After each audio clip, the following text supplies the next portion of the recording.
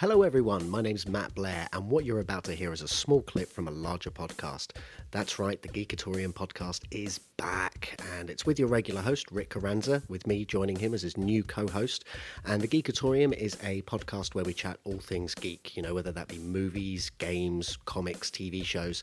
We've got all things covered. And this week we talked extensively about the Justice League Snyder Cut, the Batman Arkham series, much more. The clip you're about to hear is a discussion about the Labyrinth sequel that was recently announced. Now, also, the link for the whole podcast is down in the description below. Please give this video a like and a share. Make sure you subscribe to our channel and hit that bell icon so you know when each podcast has landed. And, well, that's enough intro from me. Enjoy the clip.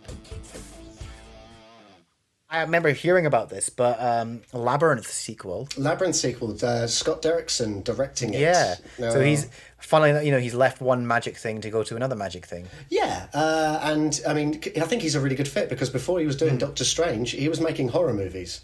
Yeah. So he's very... Yeah, and Labyrinth, what is Labyrinth but a horror film with Muppets? It kind of is, yeah, absolutely. Yeah, no, it's absolutely... But I remember when I was watching it as a kid, and the bit with, like, the hands in the pit making the faces and stuff like that, that freaked me out. Like... It's horrifying, some of that movie. Even the Bog of Eternal Stench. I mean, yes, terrible, hilarious name, but kind of scary, like, that whole scene, because you don't want them to fall in, and you're just like, oh my God, those puppets will take ages to clean. But it's going to be an interesting one because who do you cast? Who takes David Bowie's role and stuff like that? I have some ideas on that. I mean, lots of people are going Tilda Swinton. And I'm like, no, not for me. Like, my first thought was like, I think would be a good Jareth would be David Tennant. I think would be a very good... Oh, that'd be an interesting shout, yeah. I think he'd be very good, but I think in a lot of ways what you should do is, I think they should, whilst it might seem like a downer, but the Goblin King should be dead. And that's the point of the film.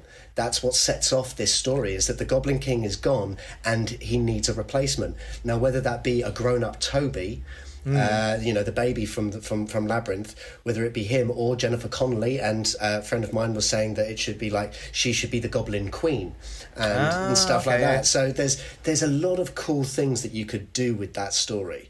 And I don't think it should be Jareth. I think it should be another villain. And, even though Jareth, well, he was a villain, but he wasn't like the worst villain. He just wanted to enslave a teenage girl, that's all.